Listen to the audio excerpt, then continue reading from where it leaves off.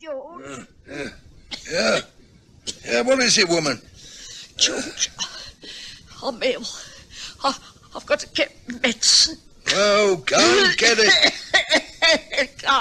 Can't you help me, George? Oh, you'll be all right, though. Go get it. It's downstairs. I can't. Shut up. All right, George. I'll try. Got to keep trying.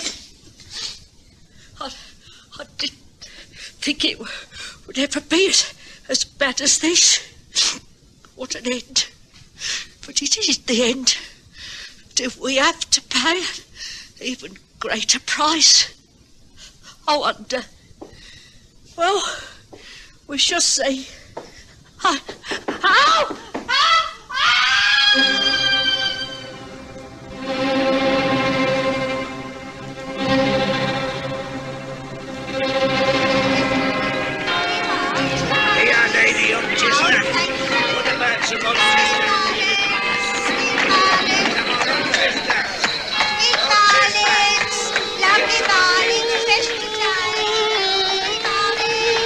We present the Stories of Sherlock Holmes.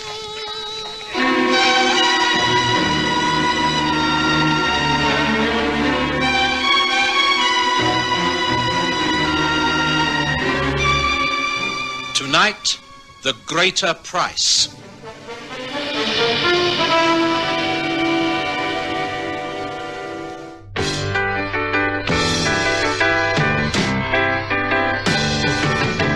Soek jy dit? Vryf jy dit? Sien jy dit? Vergelyk jy dit? Ek het 'n hamburger gewen. Ja, die Wimpy, dis 'n groot fees. Scratch and Match spel is 'n groot fees. Groter as wat jy gedink het. Wen R25 of 'n onvergeetlike reis na Disney World met die Wimpy. Dis 'n groot fees Scratch and Match spel. By 'n Wimpy. Nou!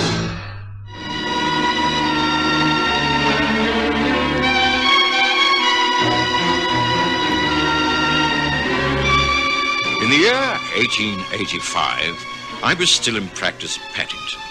I was living at Baker Street and slowly building up a reputation as a general practitioner.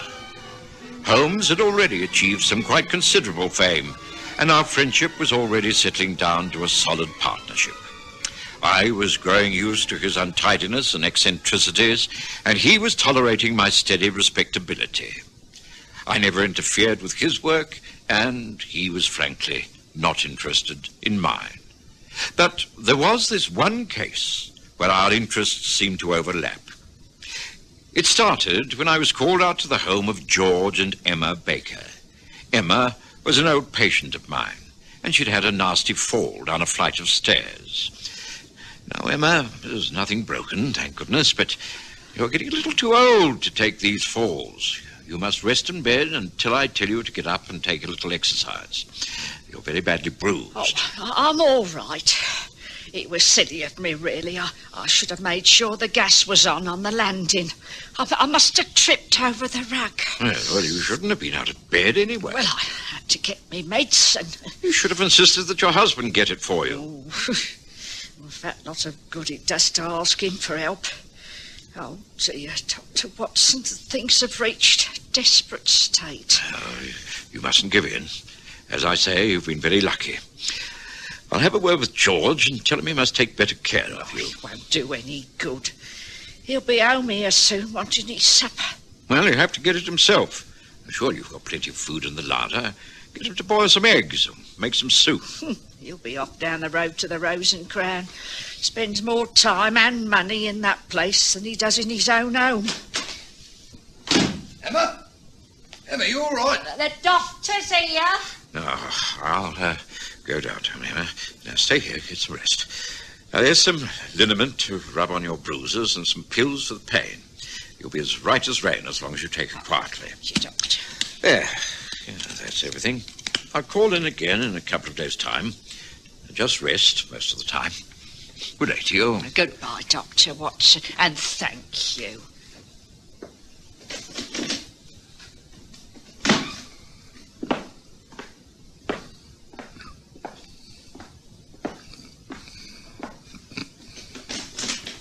Oh, hello, Doc. How's the old girl? Oh, severely shaken. You really must take more care of her. She works too hard and she isn't a very strong woman. She's been lucky on this occasion, but she's got to take care. And it's up to you. You know what she's like. She'll be up and about in no time. She moans a bit, but she always comes through. Trouble is the money's running out a bit. They're laying off men down at the plant. Things aren't as rosy as they were. Well, you'll just have to be as thrifty as possible. I'll call back in a couple of days' time. But please, do look after her. And I mean it. We doctors can't work miracles, you know. And later to you, George. I had very little time for George Baker.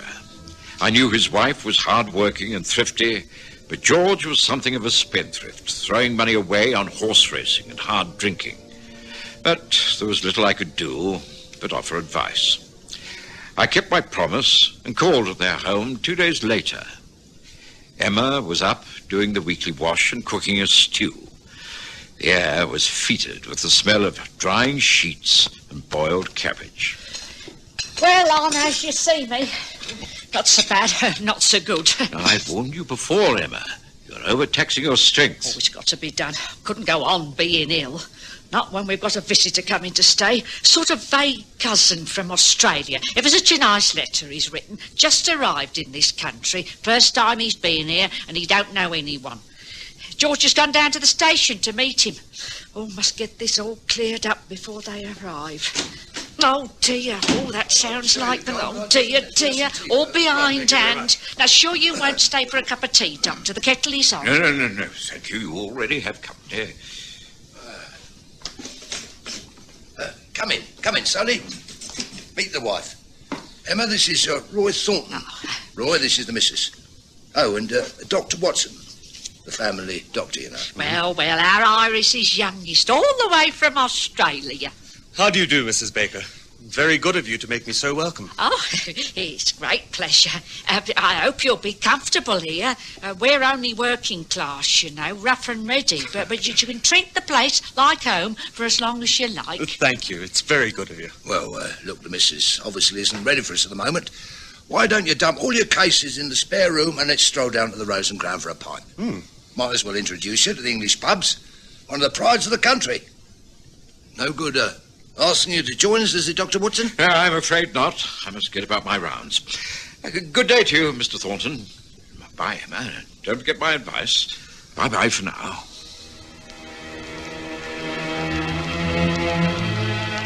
Roy Thornton appeared to be a well-set-up young man of obvious education and a wealthy background. I couldn't see him fitting in very well to George Baker's scheme of things, but the matter was no concern of mine. I put it from my mind. But subsequent events proved me to be right. Well, now, Roy, think you're going to like it in England? Hard to say. I want to move about a bit first. Travel, see something of the countryside. Visit places I've read about and never seen. Not thinking of getting a job at all? That'll come later. There's no immediate urgency. Comfortably off, are you? Plenty of the old ready cash? I'm reasonably well off. I have enough to last. The inheritance I came into has a reasonable backing. I have shares, some jewellery. I'll be all right. Oh, you are a lucky boy. And no dependents over here? I don't know a soul. And that's just the way I want it to be. Well, of course. The wife and I are simply poor Londoners. You'll have to take us as you find us. Of course, it's all a question of give and take. We must try and help each other, mustn't we? Well, how about another pint? Then we'll toddle off home. Must show you the place. Got a nice bit of garden out the back. Of course, you'll be used to wide open spaces. But you might be interested in what we're doing to it. Anyway, cheers, and great having you among us. I didn't call on the Bakers for some time. In fact, it must have been over a month before I called again. The young man, Roy Thornton, had packed his bags and gone travelling. I can't say I was surprised. The best news was the improvement of Emma Baker. She was in far better health and looked neat and cheerful. She attributed this to a rise George had had in salary. She seemed quite a new woman. Oh, yes, I'm so much better, Doctor. Just makes all that difference a bit more in the wage packet. And really, George has been so much better about things. You should see what he's done out there in the garden. Look, a new shed is just erected. Going to have my own pot plants, geraniums and such like. And a bit of a lawn plan too. Oh, I'm really glad to see this improvement, Emma. Quite like old times, seeing the sparkle back in your eyes again. Oh, yeah, I'm all right now. No troubles at all. Now, you will stay and have a cup of tea this afternoon, won't you?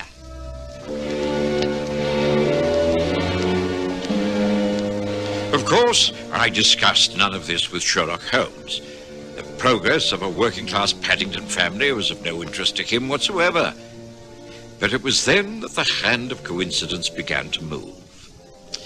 I'd returned to our rooms after a rather tiring day to find Holmes deep in conversation with a young man named Arthur Hughes. I'm sorry to bother you like this, Mr. Holmes. I know you must be a very busy man, and my small troubles are probably beneath you. No, not at all. I'm always willing to listen to people with a problem. Please do sit down and feel free to smoke. Watson and I find the relaxation of a pipe ideal at this time of the day. Yes, most agreeable. Take a light from the fire. Oh, thank you.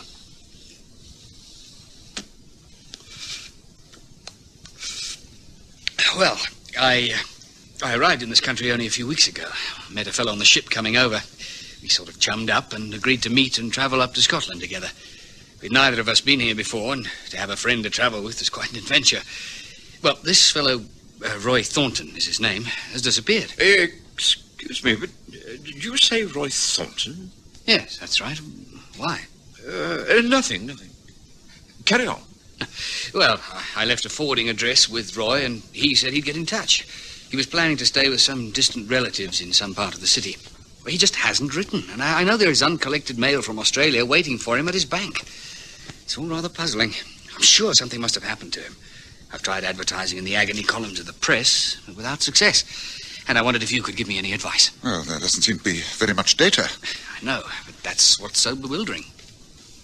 I don't like to butt in, but I think I can help you here. It really is the most amazing coincidence, but I think I've met this young Australian fellow. I have a patient, a Mrs. Emma Baker, who lives not far from here in Paddington. She had a young man named Roy Thornton living with her for a while. He was a vague relation. He sounds very much like the same man. The facts dovetail in far too easily to ignore, Watson. What has happened to the young man? Well, Emma Baker says he's gone off travelling. I don't know whether he's kept in touch with the Bakers. I could easily inquire. Oh, that's very decent of you, Doctor. I'd appreciate that. Frankly, I'm quite concerned. Roy's not the type of young man to let people down. Oh, why don't you join me in a visit to the Bakers' home tomorrow morning? If you care to come here at 9:30, I can make it the first call of the day. Ah, thank you. I think that's a very good plan. And perhaps an even better plan would be for me to accompany you two gentlemen. I have been known to pick up a few clues where others have failed. At 9:30, did you say, Watson? Then 9:30 it is. And now, a glass of brandy all round to round off the evening, don't you think?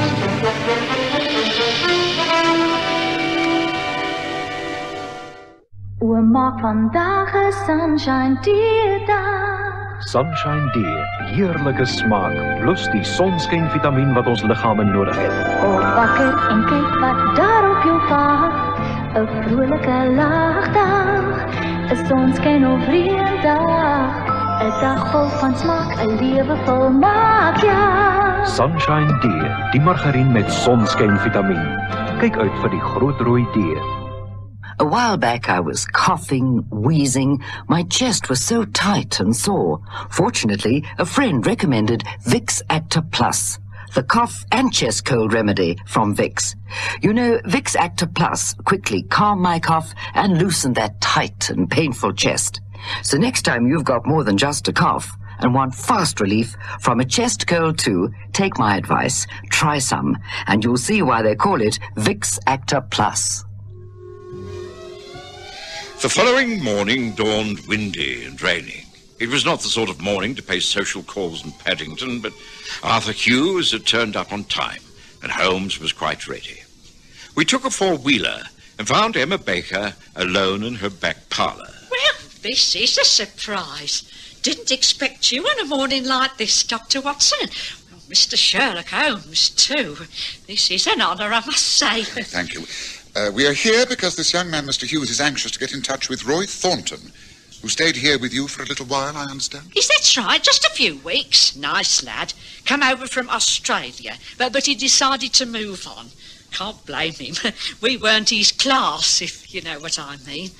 George said he was stuck up, but I don't think so. He was just used to something a bit better than this. I see. Have you heard from him since he left? No. Strange. I thought he might write, but we haven't heard a thing. Easy come, easy go. Didn't he leave a forwarding address? No. Now, George saw him off at the station and he said he would write, but as he was going to be travelling around all the time, we couldn't get in touch with him. I suppose we'll hear sometime. Oh, I can't understand it. We had a definite plan to travel together. Oh, well, I suppose there's nothing we can do. Did he take all of his things with him? Oh, yes. Well, that is, I think there were a couple of cases he said he didn't want. George put them in the shed. I wonder if it might be possible to take a look at those cases, Mrs. Baker. There might be a clue left hanging around. Well, I suppose there can't be any harm in it. Oh, better put your capes on. It's a wet old morning and no mistake. Well, there's no sense in your getting yourself wet. Just show us the way. Oh, well, all right. It's through here. The back door is unlocked. And the key of the shed's hanging up over the door. Mind you, you'll be getting really wet if you don't watch out. Now, here we are. There it is. Down the path. Right, come on, Watson. Hughes, let's make a dash for it.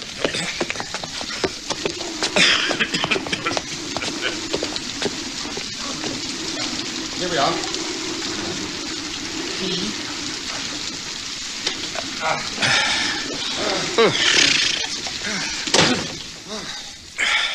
This looks most interesting.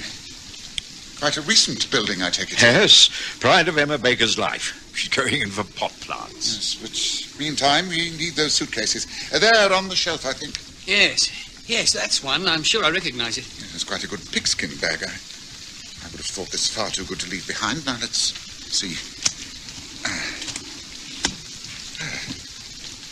Empty. Oh, very, very strange. A man leaves a house without a forwarding address, doesn't write, and leaves a valuable case behind. Now what have we here? It looks like a stain. Yes, or an attempt to remove a stain. Yes, I'm afraid the mystery deepens, gentlemen. It's fairly clear that the man to question is one George Baker.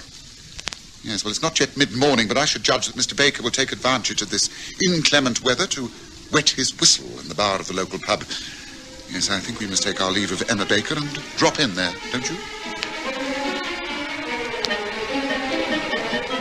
Yes, gentlemen. What will it be? Just a pint of ale, I think, Barman. Same for me. And me. 3 ales. Right you are, gentlemen. Holmes? Holmes, you're right. Look, there in the corner of the bar. That's George Baker. And he looks as though he's been putting away quite a lot of scotch. That's odd. For a man who's just been given a handsome rise at work, he should be drinking at this time of the day. Quite. He's seen me.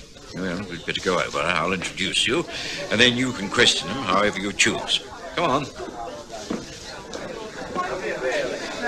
Hello, George.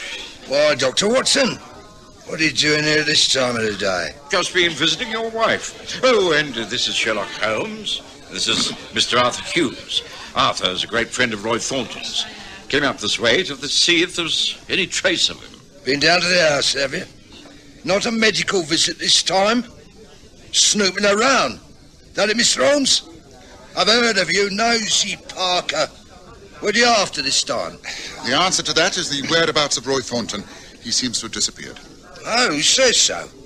He's a free man with a lot of money. Able to move about all over the world if he wants to. Wife and I weren't good enough for him, so he packed up and left. Simple as that. It's on the 12th of September, about 8:30 in the evening at Paddington Station. Had he much luggage with him? As he wasn't planning to come back, I think he had all of it. All except a couple of suitcases you placed carefully away in your new shed. Isn't that so? Now, look here.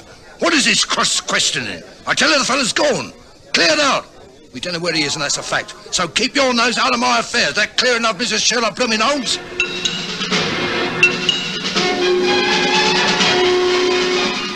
It was clear that Holmes suspected some kind of foul play. What exactly he decided to do about it was a mystery, but he wasn't going to leave things alone. He spent the remainder of that rainy day closeted in a public surveys office at the Paddington Town Hall. And the next morning, Mrs. Baker, once again, had a visitor. Good morning, madam. My name is Channing from the survey department. We're doing a survey on new road planning. This area has been chosen for examination. If the proposed plans are approved, it could be that part of your land will be requisitioned for development. Well, I don't think I understand. My husband and I own this place. You mean you could throw us out? Oh, it wouldn't be as drastic as all that. More than adequate compensation would be made. You would be a very wealthy woman. Oh, well, I don't know about this. This is our home. We like living here. Well, I must explain that this is purely in the exploratory stages. No plans have been finalised. But progress must go ahead, you know. Better roads, lighting, sewerage, all have to be considered. But I thought that was all going to happen on the outskirts. I mean, this is old established area. Just how much would be affected? Oh, it is impossible to judge at this stage. The whole back garden would probably have to go. Oh, well, our back garden? Oh, just when we got it looking so nice. Well, as I have said, this is purely an investigation. We thought that you should be told of our work. Might I suggest that you talk it over with your husband? Reassure him that everything will be taken care of. He will not be out of pocket in any way. Oh, that's as may be, but he's not going to like it, I can tell you that. Oh, just so we're getting everything right. It's not one thing, it's another. Now, we shall want to know more about this in full detail. Understand that, everything, in full detail.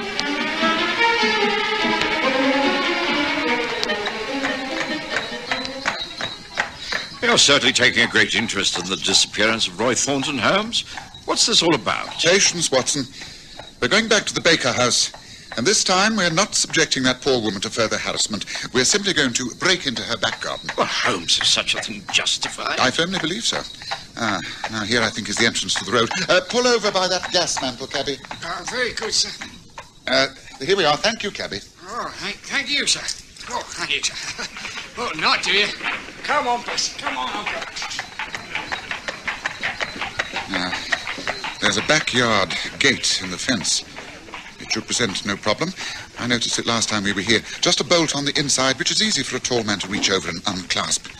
It should provide us with no trouble. Oh, Holmes, what's the purpose of all this? What do you intend to do? Listen, Watson. Just listen. I think our friend George Baker will be in a high old temper when he hears what his wife has got to tell him. Come on, this way. It isn't possible. It can't be true. You can't mean it. George, I'm only telling you what the man told me. But they can't do this to us. You can't go around knocking down people's houses and building roads through their lands. Well, he said it was just an idea. The authorities were going into it. And if it all come to pass, then we should be adequately compensated. We'd be rich people. They'd buy the house, and we'd be able to move into a smaller place somewhere out of town. I tell you, I don't want to move. I can't move. Well, it's all just in the planning stages. I insisted that we'd be given adequate time and told the fullest details. I don't know hear any details. I tell you, should have told the man that we weren't interested and sent him about his business. But this was his business. He's from the Public Surveys Office. I don't believe it. Have you discussed it with the neighbours? Well, not yet, but I suppose they'll be given the same opportunities as we are. But I really don't feel as badly about it as I did. And I've had time to think. Well, it might not be a bad move. Bad move? You must be out of your mind. Oh, I don't know. It is a big place for the two of us, and all those stairs. I've already had one bad fall. A little bungalow out in the country. Chipperfield way. I've always liked Chipperfield. Oh, come on, we'll talk about it later. Come and have some tea. I don't want no tea. I don't want anything but to stop this business going through. We've got to stop it. We can't ever leave this house. Get that through your head once and for all. But, dear, if we have to... We don't ever have to. It's impossible. We can't. We mustn't. Can't I make you see that? It'll be the end of me if they take over this place. Once they start pulling the place about, digging up the garden, it'll be the end of me. George, what are you talking about? The shed. I'm talking about the flaming shed. Once they take that down... What is this about the shed, George? I've always thought it was funny you suddenly putting it up like that. What's so precious about an old wooden shed? You can always get another. Don't you understand, woman? He's out there, young Roy Thornton. We had a quarrel the night he was due to leave. I asked him to lend me some money. He refused. I lost my temper and ate him. I didn't mean to kill him. He hit his head on the side of the fireplace when he went down. George, you can't mean this. You've taken your medicine and gone to bed. I didn't know what to do. I took him out in the shed and buried him in the earth. The next day, I started to cement it over. He's out there, lying under a layer of cement. What can I do, Emma? What can I do? You must go to the police. Confess everything. It's the only way. Oh, what an end. I wondered if we'd ever have to pay an even greater price for happiness. Well, now I know.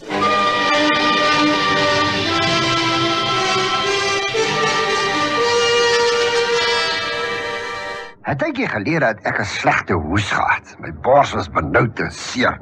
Gelukkig beveel 'n vriend toe Vicks Actoplas aan. Die nuwe hoes- en borsverkoue medisyne van Vicks. Jy weet, Vicks Actoplas het my gehoes en daai benoudheid en pyn aan die bors gou laat bedaar. As u ooit meer as net 'n hoes het en 'n verkoue op die bors gou wil verlig, volg my raad.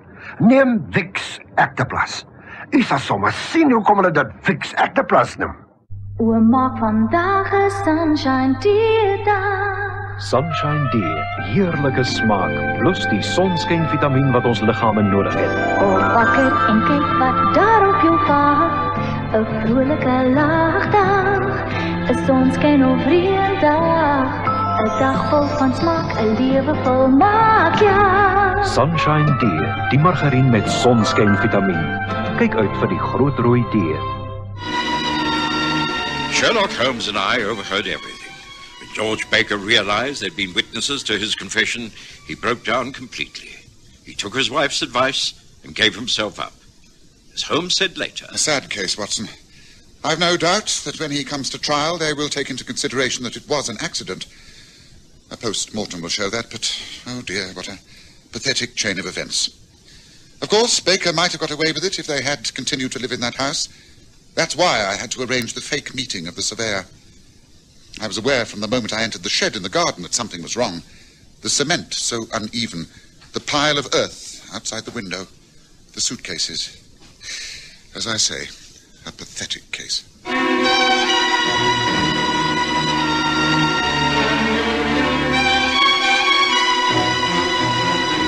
Listen again next Sunday to The Stories of Sherlock Holmes, with Graham Armitage as Holmes and Kerry Jordan as Dr. Watson.